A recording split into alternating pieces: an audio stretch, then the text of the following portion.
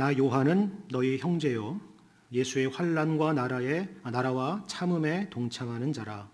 하나님의 말씀과 예수를 증언하였으므로 말미암아 밤모라 하는 섬에 있었더니 주의 날에 내가 성령에 감동되어 내 뒤에서 나는 나팔 소리 같은 큰 음성을 들으니 이르되 내가 보는 것을 두루마리에 써서 에베소, 서머나, 버가모, 두아디라, 사데, 빌라델비아, 라오디게아 등 7 교회에 보내라 하시기로 몸을 돌이켜 나에게 말한 음성을 알아보려고 돌이킬 때에 7 금촛대를 보았는데 촛대 사이에 인자 같은 이가 발에 끌리는 옷을 입고 가슴에 금띠를 띠고 그의 머리와 털의 희기가 흰 양털 같고 눈 같으며 그의 눈은 불꽃 같고 그의 발은 풀무불에 단련한 빛난 주석 같고 그의 음성은 많은 물소리와 같으며 그의 오른손에 7 별이 있고 그의 입에서 좌우에서 날선검이 나오고 그 얼굴은 해가 힘있게 비치는 것 같더라.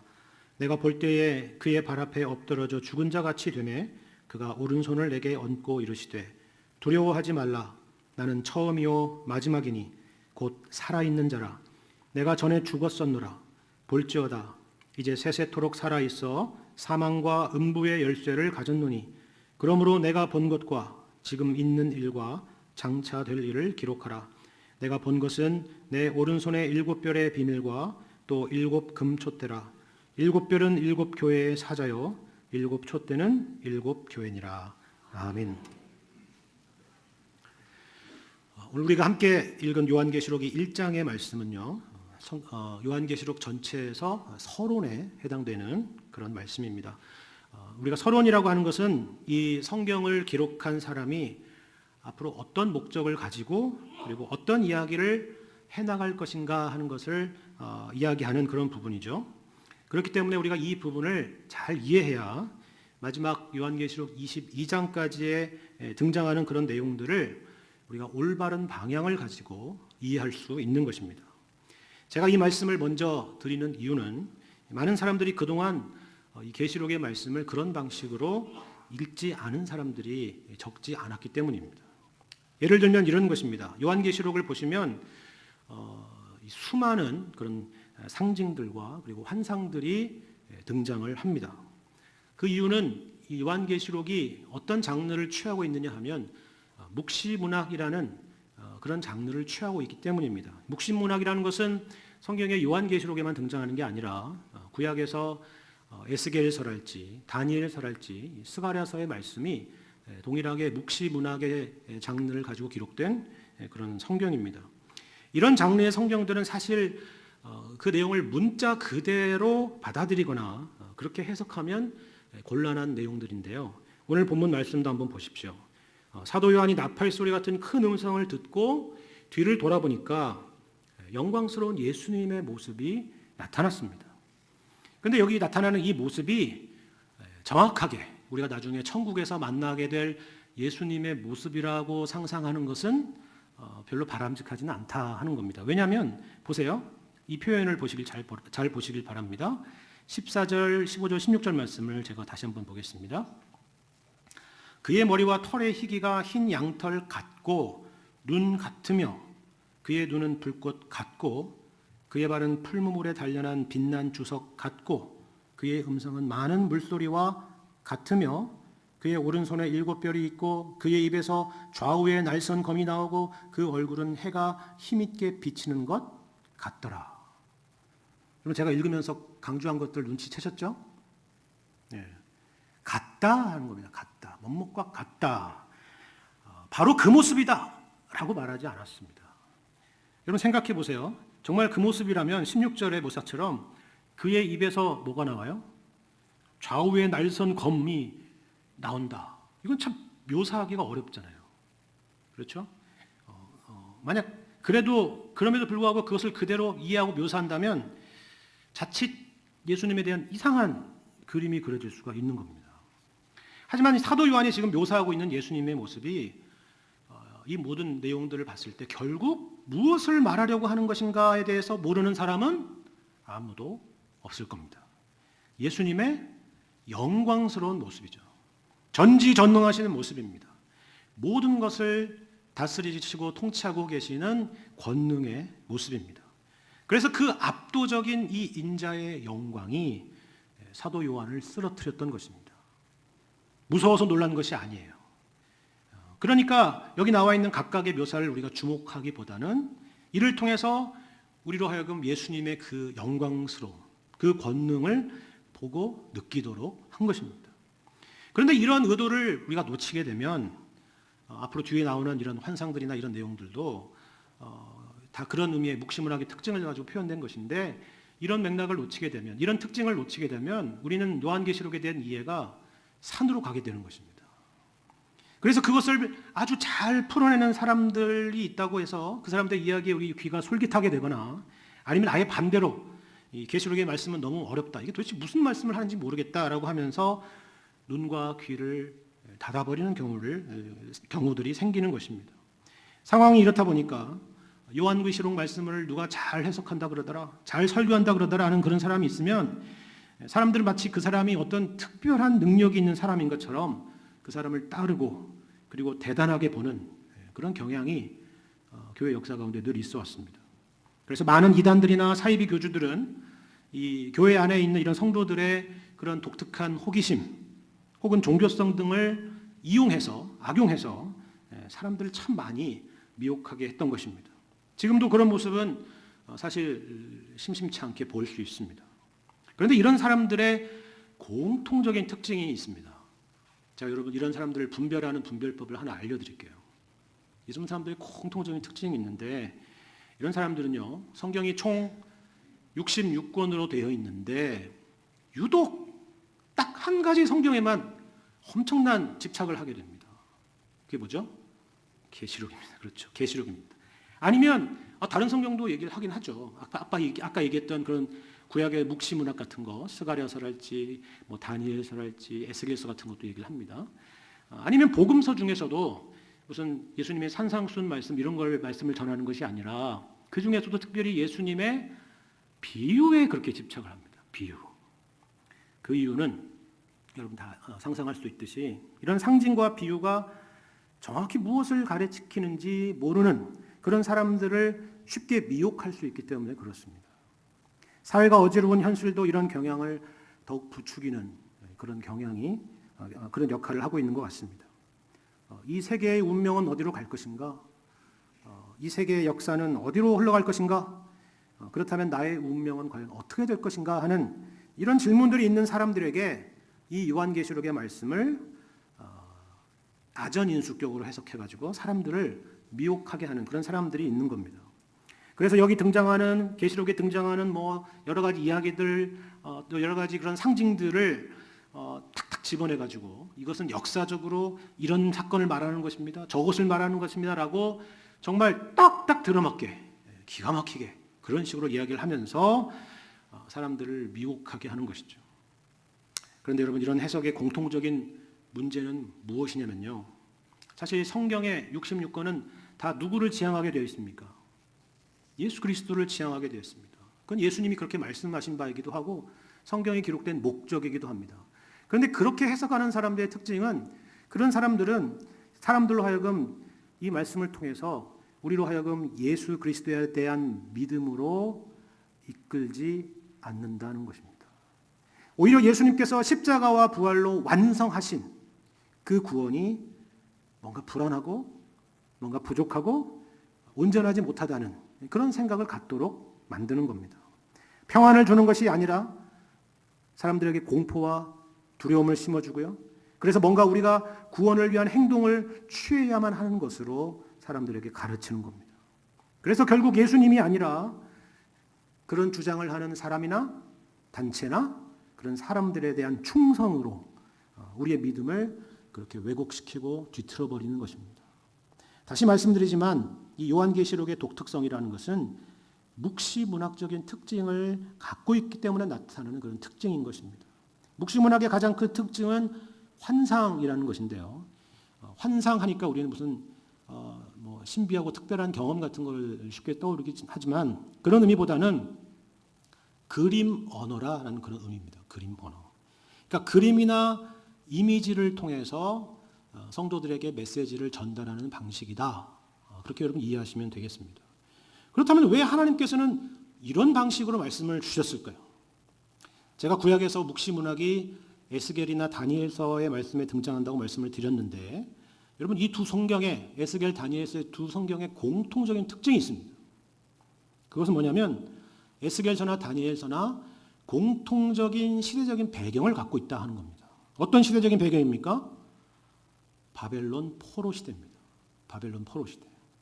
평범한 시대, 평화로운 시대가 아니었다는 것이에요. 오히려 그 반대였다는 거죠. 이스라엘 백성들이 바벨론에 왜 갔습니까? 여행하러 간 것도 아니고요. 사업을 하러 간 것도 아닙니다. 이민 간 것도 아닙니다. 저들이 하나님 앞에 범죄해서 나라가 망하고 성전은 파괴되고 그래서 그들이 포로로 바벨론으로 끌려갔던 것입니다. 그리고 거기서 그냥 평안하게 살았느냐? 그렇지 않습니다. 바빌론에서 강요하는 그런 우상에 대한 숭배, 그죠? 그리고 그러한 문화들을 끊임없이 그들이 지냈던 70여 년의 시간 동안 강요받았던 것입니다. 그 당시가 어떤 분위기였는지를 여러분이 추측해 보시기 원하신다면 다니엘서 말씀을 한번 읽어보시면 잘 이해할 수 있을 것입니다. 그 1장부터 그런 충돌을 우리가 볼 수가 있기 때문에 그렇습니다. 다시 말해서 신앙을 지키고 살아가기에 아주 어려운 시대였다 하는 것이죠. 바로 이 부분이 오늘 요한계시록의 말씀, 요한계시록의 배경과 일치하는 부분이죠. 오늘 9절의 말씀처럼 사도 요한도 로마의 통치 아래서 하나님의 말씀과 예수를 증언하는 일 때문에 반모섬에 유배된 상황입니다. 역사적으로 보자면 1세기 중반 네로 황제 때부터 기독교인들을 본격적으로 박해하기 시작했습니다. 우리가 잘 알다시피 로마의 이 네로 시대 때 큰 화재가 있었는데 이 화재의 방화범으로 기독교인들을 지목했습니다. 그래서 맹수들의 밥이 되게 하거나 그들을 산채로 태워서 야간의 어둠을 밝히는 그런 횃불로 삼기도 했습니다. 그래도 네로 황제 때는 그 핍박의 지역이 로마라는 도시로 한정되어 있었는데 이것을 로마 제국 전역으로 확대시킨 사람이 있었습니다. 그게 바로 네로 다음에 등장했던 도미티안이라는 황제였습니다. 도미티안 황제는 더 심한 박해를 가하죠.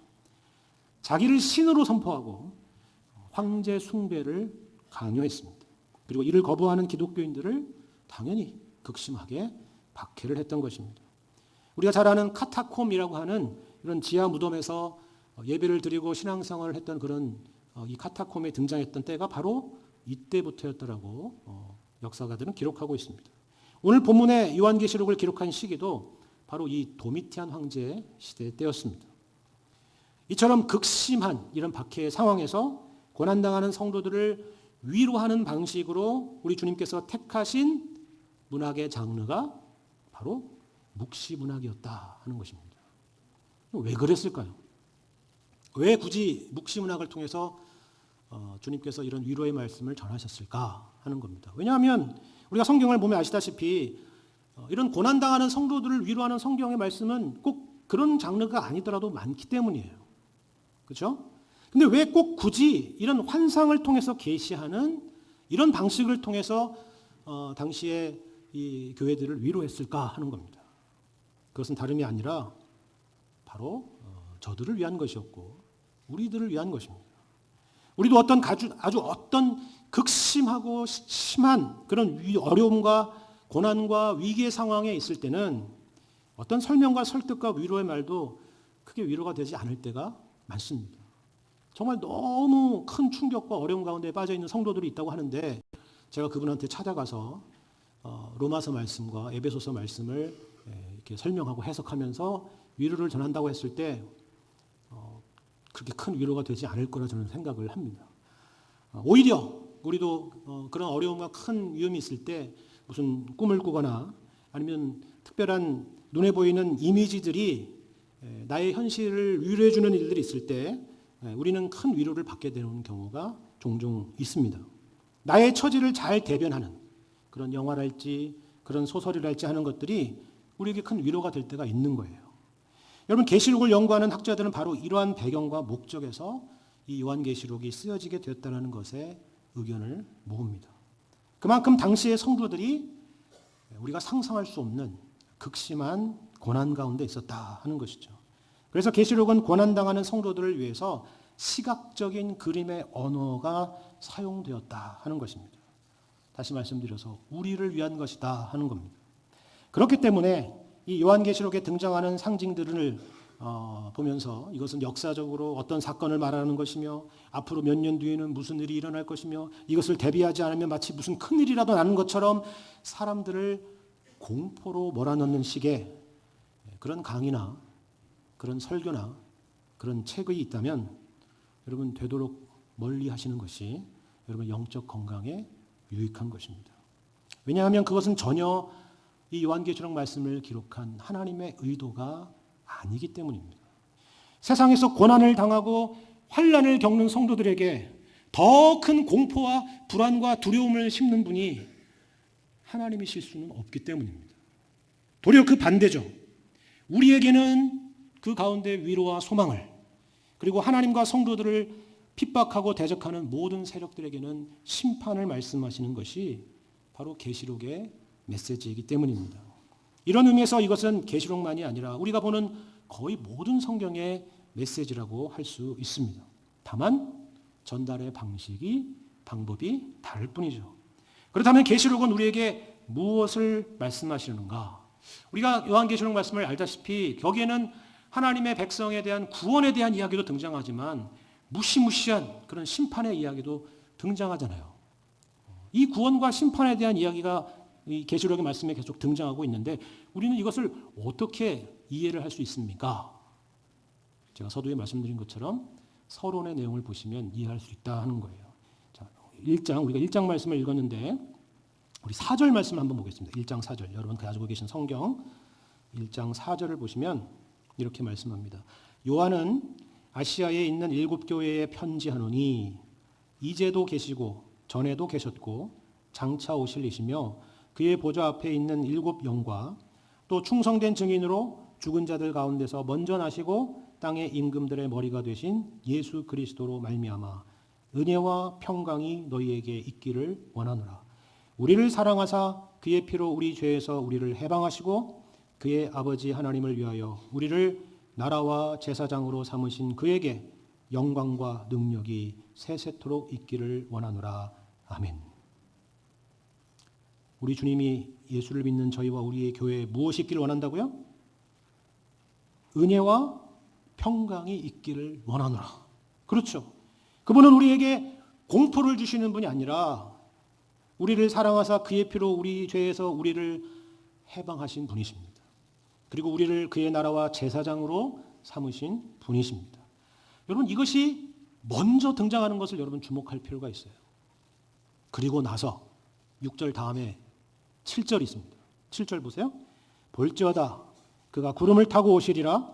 각 사람의 눈이 그를 보겠고 그를 찌른 자들도 볼 것이요 땅에 있는 모든 족속이 그로 말미암아 애곡하리니 그러하리라. 아멘. 앞에도 아멘, 뒤에도 아멘이죠. 그죠? 심판에 대한 이야기입니다. 예수를 믿지 않는 자들, 그를 반대한 자들, 그를 찌른 자들, 그의 피로 죄에서 해방시킨 당신의 백성들을 핍박하고 괴롭힌 자들, 그들에게 임하게 될 심판에 대한 겁니다. 여러분 왜 여기서 구원에 대한 이야기를 먼저 하고 심판에 대한 이야기를 뒤에 하는지를 여러분 기억하시기를 바랍니다.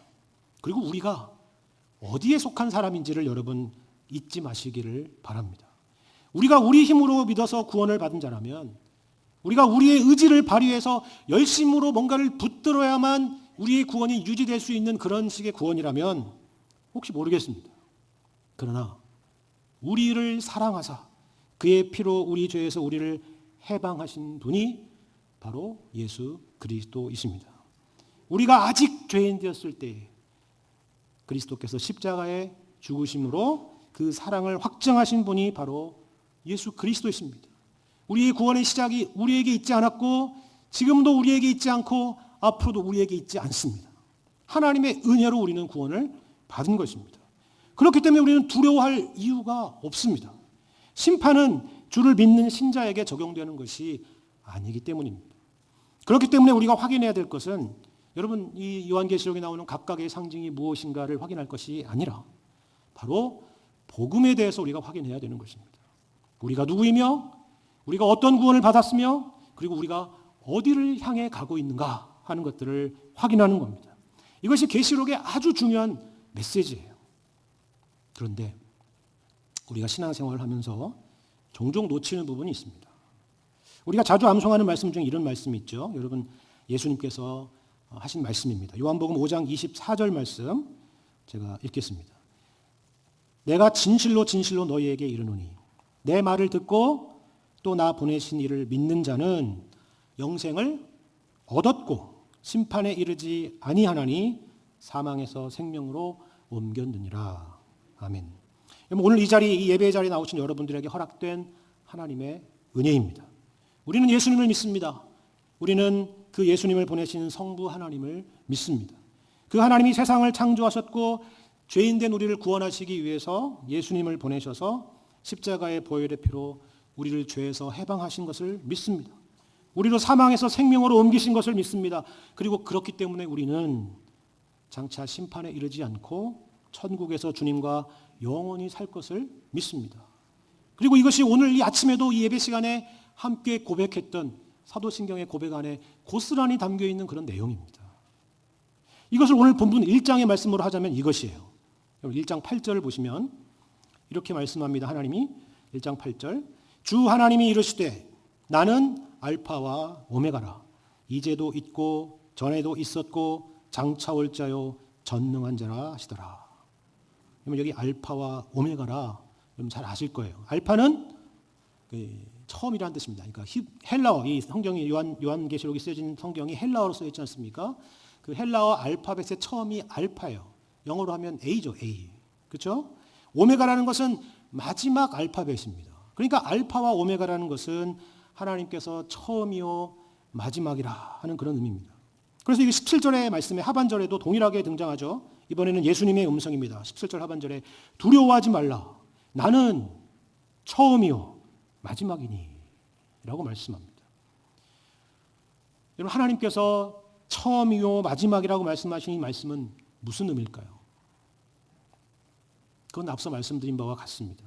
우리의 믿음 내용 가운데 있는 것이에요. 하나님은 알파이지 베타가 아닙니다.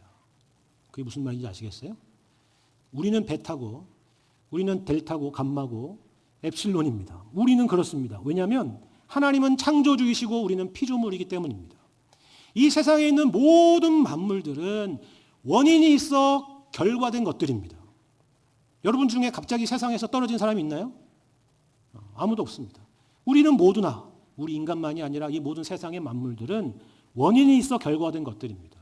그러니까 과학자들은 그것을 연구하는 것이죠. 그러나 하나님은 어떤 분이십니까? 모세에게 계시한 대로 나는 스스로 있는 자니라. 그렇습니다. 하나님은 알파이십니다. 그리고 또한 하나님은 이 땅의 역사를 창조와 함께 시작하신 분이십니다. 그것이 알파입니다. 그리고 오메가 있습니다. 바로 이 주님이 이 땅의 역사를 끝내실 분이시기 때문입니다. 그런데 이런 의미 말고도 우리가 생각해 볼 부분이 있어요. 여기 8절에 나는 알파와 오메가라 하시면서 이어져 하시는 말씀이 이제도 있고 전에도 있었고 장차 올 자라 라고 말씀하기 때문이에요. 여기 여러분 장차 올 자라라는 것은 무슨 의미입니까? 누구에게 온다는 말씀인가요? 우리에게 온다는 것입니다. 우리에게. 이 세상에 오시리라 하는 겁니다. 여러분 계시록 후반부에서 보는 것과 같이 최후 심판과 그리고 새 하늘과 새 땅을 주시기 위해서 오시는 것입니다. 이것이 바로 우리가 갖고 있는 믿음입니다. 우리가 사도신경을 통해서 고백했던 그 내용들이죠. 그렇지 않습니까? 우리는 하나님이 창조주시고 이 세상의 역사를 시작하신 분이시고 우리의 구원을 시작하신 분이시고 마침내 그 구원을 완성하셔서 우리에게 주실 분이신 것을 믿습니다. 그것이 바로 알파와 오메가라는 말씀입니다. 우리도 보통 그런 질문을 많이 하잖아요. 언제 신앙생활을 시작하셨나요? 언제 예수님을 믿게 됐죠? 그런 질문이죠. 그리고 또 이런 질문도 많이 하지 않습니까? 반대로 지금 죽어도 당신은 천국에 갈 자신이 있습니까? 그런 질문이에요. 끝에 대한 질문입니다. 우리는 여기에 대한 모범 답안도 알고 있고 그리고 실제로도 그 믿음의 내용을 갖고 있습니다. 여러분 이 본문의 배경이 되는 1세기 당시에 이 아시아의 7교회 성도들은 어땠을까요? 마찬가지였을 겁니다. 아니 우리하고는 비교할 수 없을 정도로 더 천국을 소망하고 바랬을 겁니다. 왜요? 말씀드렸던 것처럼 극심한 박해의 시간 가운데 있었기 때문입니다. 우리 한국 교회에서도 가장 이 요한계시록 말씀을 사모했던 시기가 언제인 줄 아십니까? 일제 강점기였습니다. 마찬가지입니다. 그런데요, 그런 그들이나 우리나 부족한 믿음의 내용이 하나 있어요. 그게 뭘까요? 여러분 10절을 보시길 바랍니다. 10절. 주의 날에 내가 성령에 감동되어 내 뒤에서 나는 나팔 소리 같은 큰 음성을 들으니 라고 말씀합니다. 여기 주의 날에라고 하니 주의 날이라는 것은 오늘날 지금 이 시간처럼 주일을 가리킵니다. 성경 전체에서 이 주일이라고 언급되는 유일한 그런 내용입니다. 아마 이날 그러니까 이 사도 요한은 우리처럼 이렇게 예배를 드리고 있거나 물론 이렇게 큰 규모는 아니었겠지만 조그만 믿음의 공동체 안에서 예배를 드렸거나 아니면 그 예배를 인도하고 있었을지도 모르겠습니다. 아니면 예배 후에 이런 일이 있었을지도 모르겠죠. 하여튼 주의 날에 그런 일이 있었다는 거예요. 그런데 그때 성령에 감동되어 뒤에서 나는 나팔 소리 같은 큰 음성을 들었다라고 말씀합니다. 제가 그렇게 말씀드렸죠. 나팔 소리 그러니까 진짜 나팔 소리라고 생각할 수도 있겠지만 우리가 잘 아는 박윤선 목사님께서 고 박윤선 목사님께서는 여기 이 나팔 소리에 대해서 이렇게 해석을 하는데 꽤 적절한 해석이라고 저는 생각을 합니다. 여기서 나팔 소리라는 것은 나팔 비슷한 소리를 말하는 것이 아니다. 나팔 소리라는 것은 깨우치는 소리다. 군대에서 큰일이 나면 나팔을 불듯이 그의 영혼을 정신 차리게 하는 그런 소리를 들었다는 의미다. 이렇게 얘기하고 있어요. 그렇습니다. 그런데 특이한 것은 이것이에요. 이게 처음 들었던 음성이 아니라는 거예요. 여러분 바로 이 10절에 앞에서 방금 봤던 것처럼 두 절만 앞에 가보시면 8절에 보시면 이미 하나님 말씀이 있었습니다. 어떻게 해요? 8절에 주 하나님이 이르시되 나는 알파와 오메가라 이제도 있고 전에도 있었고 장차 올 자요 전능한 자라 이렇게 말씀하셨잖아요. 그죠? 물론 이 8절은 하나님의 음성이고 여기 10절은 예수님의 음성입니다. 그리고 이 8절은 굳이 꼭 시간상으로 앞서 있었다라기보다는 요한계시록 전체로 보자면 그 서론격에 해당하는 내용일 수가 있어요. 그래도 우리는 이 기록된 말씀을 읽으면 단 두 절 만에 이 말씀이 다시 등장하는 것을 우리는 주목해 봐야 되는 겁니다. 우리가 성경을 읽다가 그냥 쉽게 놓칠 수 있는 부분에 대해서 우리로 하여금 각성시키는 것이죠. 사도 요한만 나팔 소리로 들려서는 안 되고 우리도 마찬가지로 우리의 영혼을 일깨우는 그런 나팔 소리처럼 들어야 한다 이거예요. 어떤 내용이에요? 그럼 우리가 8절에서 놓친 부분은 과연 뭘까요? 뭘 놓쳤길래 다시 이 음성을 들었어야 될까요? 하나님께서 알파요 오메가이신 것도 알고 전에도 있었고 장차 올 분이신 것도 압니다. 제가 아까 말씀드렸잖아요. 언제 예수님 믿었습니까? 죽으면 천국에 갈 자신 있습니까? 예, 알죠. 근데 우리는 뭘 놓치죠? 바로 이제도 계시고입니다. 여러분 이 보시면 특이한 분이 8절에 보시면 우리는 보통 시간상으로 설명한다면 어떻게 해야 돼요? 전에도 계셨고 이제도 계시고 장차 오실 자라 이렇게 해야 맞잖아요. 순서상으로. 근데 제일 먼저 뭐가 나와요? 이제도 있고 강조죠. 강조. 우리는 우리를 구원하신 것도 알고 장차 우리를 천국으로 인도하실 것도 알아요. 그런데 오늘 우리의 현실 가운데 계시다는 것을 우리는 자주 놓친다는 겁니다. 더군다나 고난 가운데 있을 때 우리는 주님께서 과연 우리 가운데 함께하고 계시는가 하는 것을 대해서 너무나 자주 잊어버릴 때가 많다 하는 겁니다. 그래서 사도 요한이 들었던 첫 번째 음성이 무엇입니까? 바로 이어서 11절의 말씀을 좀 보세요. 11절 이르되 내가 보는 것을 두루마리에 써서 에베소, 서머나, 버가모, 두아디라, 사대, 빌라델비아, 라오디게아 등 7 교회에 보내라. 이게 예수님께서 처음 하셨던 말씀입니다. 놀랍죠? 저 혼자만 놀라나요? 이게 왜 놀랄만한 이거 그냥 교회 리스트를 쫙 이야기한 건데 이게 뭐가 놀랄 일입니까? 라고 여러분 생각하실지 모르겠어요. 그냥 당시에 교회를 아시아에 있는 교회 7개를 열거한 거 아닙니까? 이렇게 생각할지 모르겠어요. 아니에요. 두 가지 때문입니다. 하나는 구체성 때문이고 다른 하나는 보편성 때문입니다. 어려운 표현을 해서 죄송합니다. 구체성이라는 것은 이런 거예요. 다른 게 아니라 이 7 교회는 당시에 역사 가운데 존재했던 실제로 있었던 아시아의 7교회, 바로 그 교회에 편지하라고 하셨기 때문입니다. 여러분, 흥미로운 것은 이 요한계시록이 성경에서 유일하게 하나님께서 직접 보내신 편지라는 사실입니다. 여러분, 신약 성경을 보세요. 복음서가 있고 사도행전이 있습니다. 그 다음에 부터 서신서가 등장하는데요. 이 모든 서신서들은 다 누가 썼습니까? 물론 근본적인 저자는 성령님이시지만 사도 바울을 통하여, 베드로를 통하여, 요한 사도를 통하여 이런 것들을 쓰게 하신 거죠. 그렇죠? 그렇지만 이 계시록은 하나님께서 직접 기록하여 보내라고 하신 그런 서신이라 하는 겁니다. 그것도 그냥 교회들에게 보내라 이렇게 하신 것이 아니라 구체적인 교회 이름을 말하면서 실제로 당시에 있었던 교회들을 열거하면서 교회에 보내라 말씀하셨다 하는 것입니다. 그렇다면 이렇게 하신 이유가 뭐겠습니까? 여러분, 이 땅에 존재하는 이 지상교회의 특징이 있습니다. 그것은 앞서 말씀드린 바와 같이 시작과 끝 사이, 하나님의 역사의 시작과 끝 사이, 그리고 우리 개인으로 하자면 우리의 구원의 여정의 시작과 끝 사이 그 어디쯤인가에 있는 그 성도들이 함께 모인 곳이 바로 이 땅의 지상의 교회이기 때문입니다. 그들에게 전하라는 거죠. 그들에게. 뭘요? 하나님이 알파와 오메가이시라는 것 뿐만 아니라 이제도 계시고 라는 그 메시지를 전하라는 것입니다. 여러분, 그러면 보편성이라 했는데 이 보편성이라는 건 그럼 뭘까요? 여기 비록 7교회가 등장하지만 우리 지금 여기 21세기에 지금 이 예배드리고 있는 이 자리에 있는 송파제일교회는 없잖아요. 좀 너무 억지인가요? 억지죠. 예. 그럼 우리는 이 말씀에 해당이 없는가? 뭐 이런 생각을 할 수 있는데 좀 억지스럽습니다. 하지만 전혀 그렇지가 않습니다. 여러분, 사실 성경의 지면만 허락된다면 여기에 송파제일교회도 넣었을 거예요. 이건 그냥 제가 억지스럽게 그냥 과장해서 해석해서 그러는 게 아닙니다. 그렇게 볼 이유가 있기 때문에 그래요. 이런 이유 때문인데요. 여러분, 흥미로운 것은 여기 사실 당시에 아시아 지역에 있었던 교회가 이 7교회만 있었던 게 아니라는 사실입니다. 하나의 예를 들어볼까요? 우리가 신약 성경 중에 골로새서가 있습니다. 그렇죠? 골로새 교회에 보내는 편지거든요. 근데 그 골로새 교회가 어디에 있었냐면 아시아에 있었던 교회예요. 왜 골로새 교회는 빠뜨렸을까? 생각 들지 않습니까? 근데 골로새 교회만이 아니라 또 여러 교회들이 아시아에 흩어져 있는 교회들이 있었다 하는 거예요. 그런데 그 교회들을 다 열거하는 것이 아니라 딱 7교회만 말하고 있다 하는 겁니다.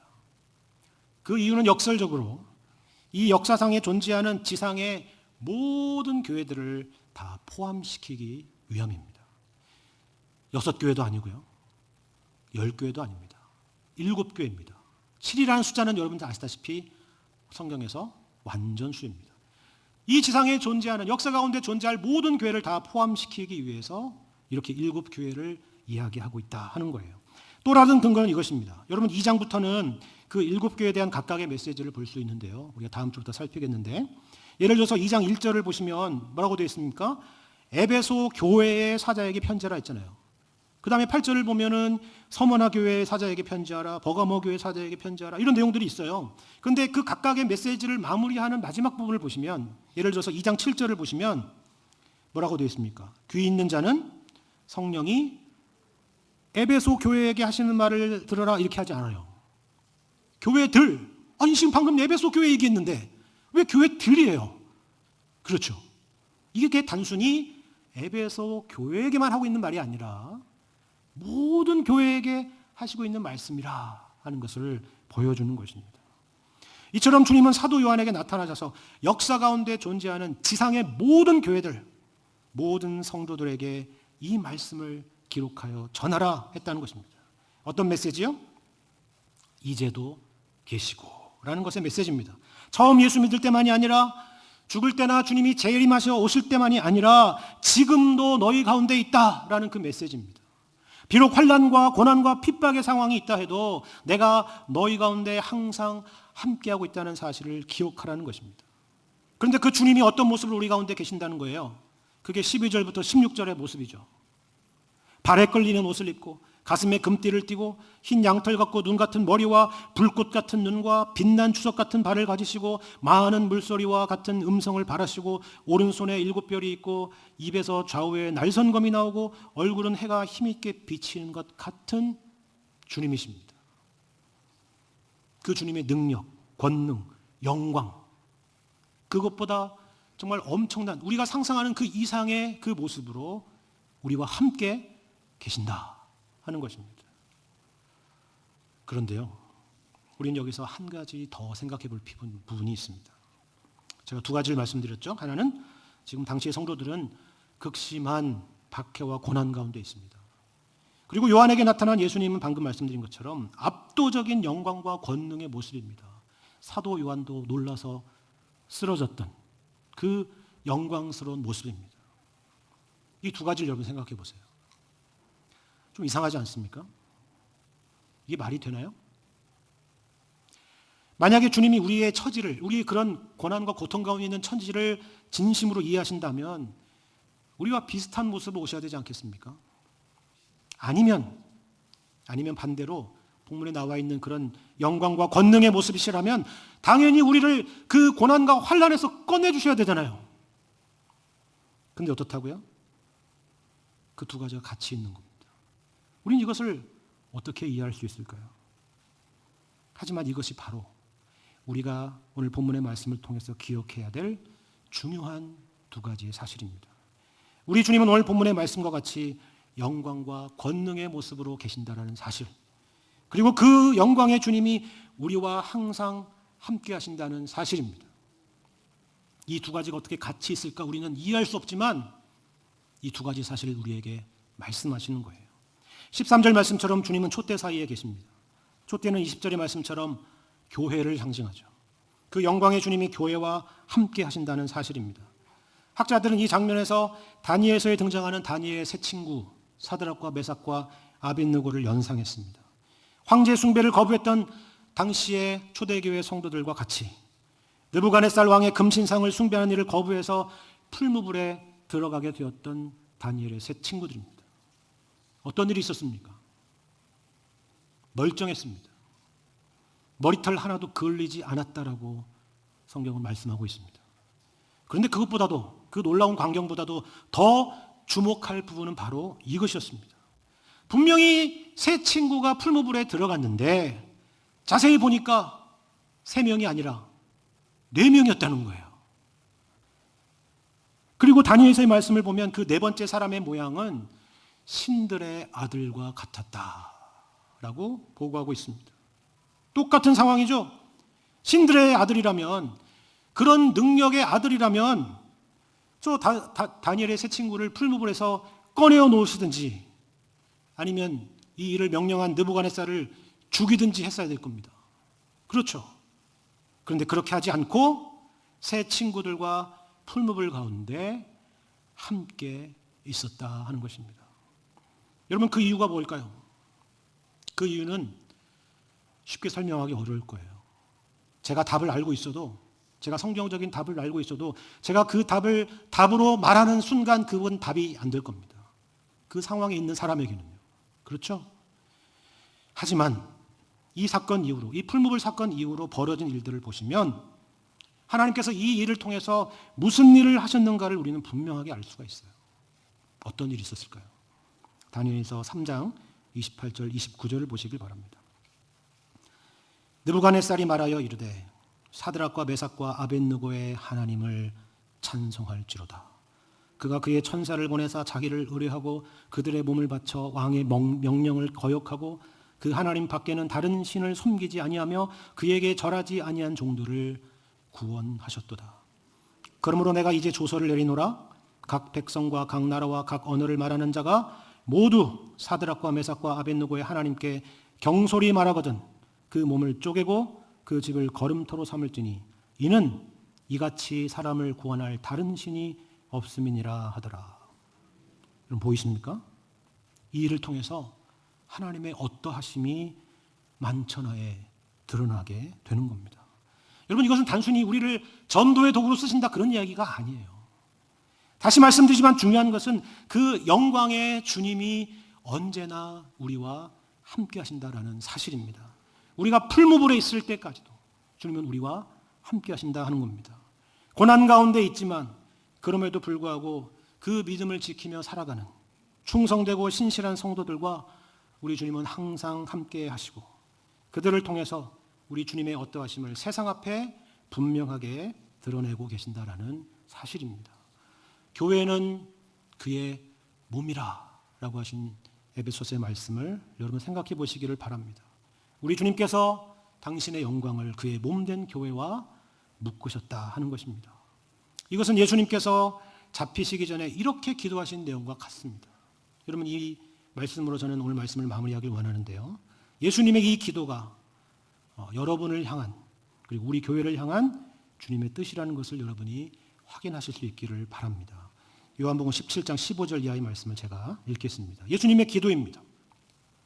내가 비옵는 것은 그들을 세상에서 데려가시기를 위함이 아니요. 그렇죠. 다만 악에서 빠지지 않게 보존하시기를 위함이니이다. 내가 세상에 속하지 아니함 같이 그들도 세상에 속하지 아니하였사옵나이다. 그들을 진리로 거룩하게 하옵소서. 아버지의 말씀은 진리니이다. 아버지께서 나를 세상에 보내신 것 같이 나도 그들을 세상에 보내었고 또 그들을 위하여 내가 나를 거룩하게 하오니 이는 그들도 진리로 거룩함을 얻게 하려 함이니이다. 내가 비옵는 것은 이 사람들만 위함이 아니요 또 그들의 말로 말미암아 나를 믿는 사람들도 위함이니 아버지여 아버지께서 내 안에 내가 아버지 안에 있는 것 같이 그들도 다 하나가 되어 우리 안에 있게 하사 세상으로 아버지께서 나를 보내신 것을 믿게 하옵소서. 내게 주신 영광을 내가 그들에게 주었사오니 이는 우리가 하나가 된 것 같이 그들도 하나가 되게 하려 함이니이다. 아멘. 예수님의 함께하심과 그리고 이 예수님의 기도가 응답되는 현장이 바로 오늘 우리 송파제일교회와 그리고 여러분 한 분 한 분의 삶의 현장이라는 것을 기억하시는 여러분과 저의 복된 삶이 되기를 주님의 이름으로 간절히 축원합니다.